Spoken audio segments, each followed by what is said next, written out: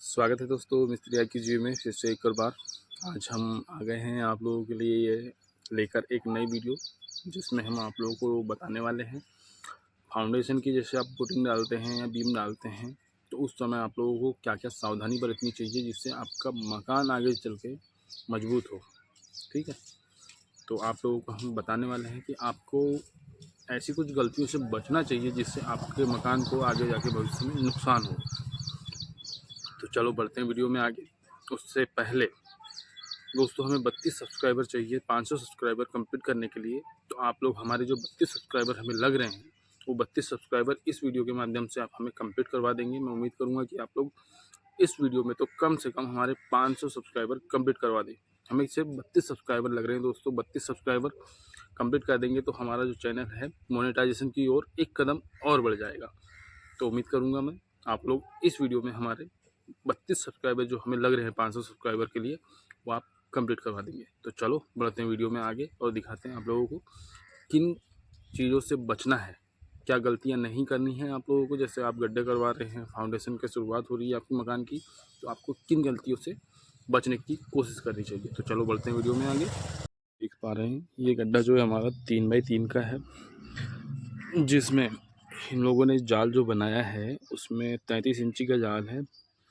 पर कम से कम दोस्तों आप लोगों को गड्ढा जो है इसकी चौड़ाई, लंबाई चौड़ाई 4x4 की होनी चाहिए और प्लस गहराई इसकी 4 फीट के आसपास होनी चाहिए, कम से कम 4 फीट।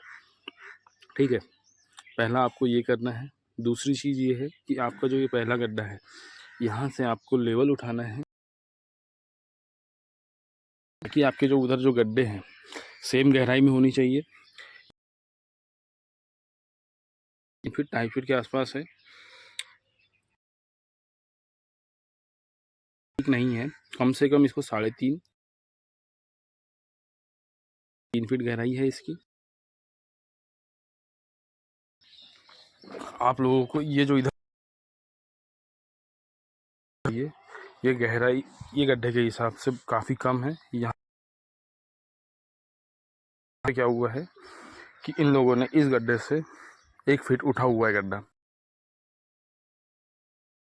गड्ढे से लेवल उठा के इस गड्ढे में ट्रांसफ़र करना है। और ये वाला लेवल जो है पूरा, ये जो 1 2 3 4 5 8 जो गड्ढे दिख रहे हैं आप लोगों को, ये 8 गड्ढे में लेवल आप लोगों को ट्रांसफ़र करना है ताकि आपका तो वो बीम क्या है एक लेवल में आएगा। तो आप लोगों को इस चीज़ का ध्यान देना है। ये 2 चीज़ें होगी। पहला, गड्ढा जो है आपका 4x4 का होना चाहिए, गहराई कम से कम 4 फीट होनी चाहिए। यहाँ पे 3 तो आप लोगों को ऐसा बिल्कुल नहीं करना है। कम से कम 3 साढ़े 3 फीट की गहराई और लंबाई या 4 फीट, जैसा आपको लगता है उचित वैसा रखनी है। लंबाई चौड़ाई है और 2.5 फीट की गहराई है। तो आप लोगों को बिल्कुल भी ध्यान देना है, यहाँ पे बिल्कुल ध्यान देना है कि 4 फीट जाल है हमारा।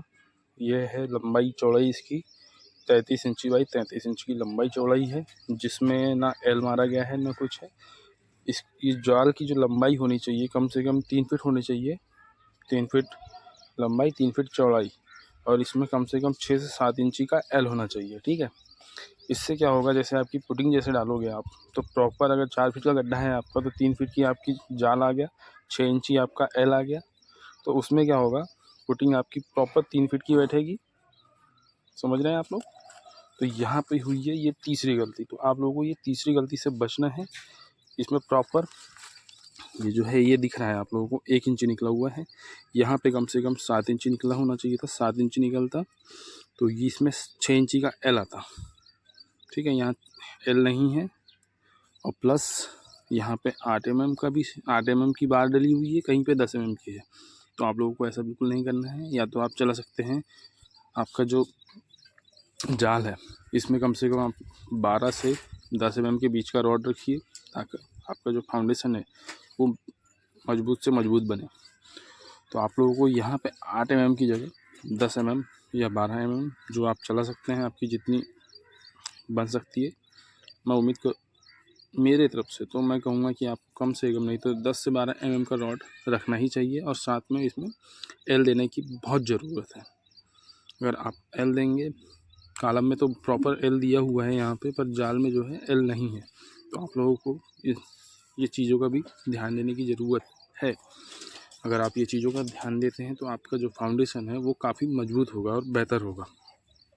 आई होप मेरी ये जानकारी आप लोगों को जो है मैं उम्मीद करूँगा दोस्तों, जो ये मैंने जानकारी दी है आप लोगों को, इससे आप संतुष्ट होंगे। अगर आप संतुष्ट हैं तो मेरी वीडियो को लाइक करें, चैनल को सब्सक्राइब करें, और आप लोगों को ऐसी गलती करने से बचना है दोस्तों। जैसे कि आपने देखा कि गड्ढा जो है वो कम से कम 3 बाई 3 का है और उसकी गहराई 2.5 फीट की है, तो वो 2.5 फीट गहराई के बजाय आपको कम से कम 3.5 से 4 फीट जाना चाहिए, और लंबाई चौड़ाई जो है उसकी 4 फीट होना चाहिए, ताकि आप जैसे पुटिंग की कास्टिंग करेंगे, गिट्टी डालेंगे, तो उसके इर्द गिर्द आपको चारों तरफ 6-6 इंची जगह बचनी चाहिए।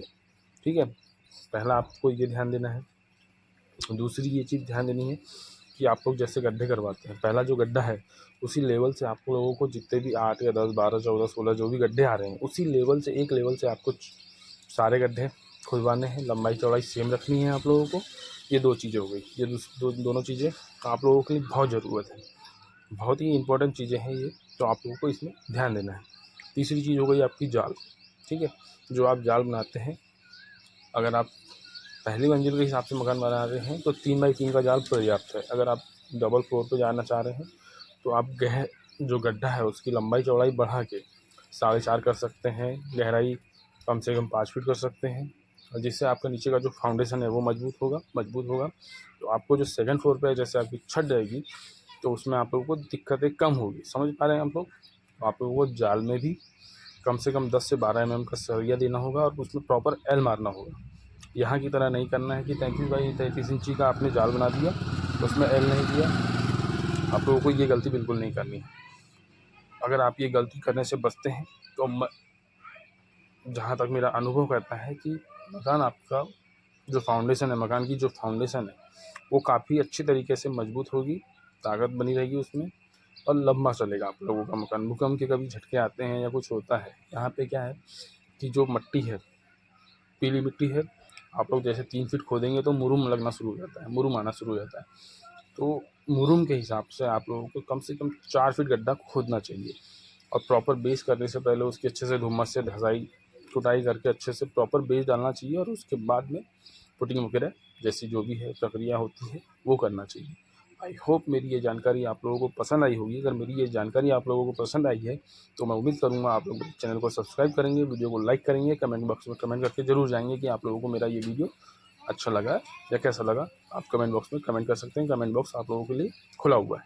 तो चलो मिलते हैं हम लोग किसी और नेक्स्ट वीडियो में, जब तक के लिए बाय बाय।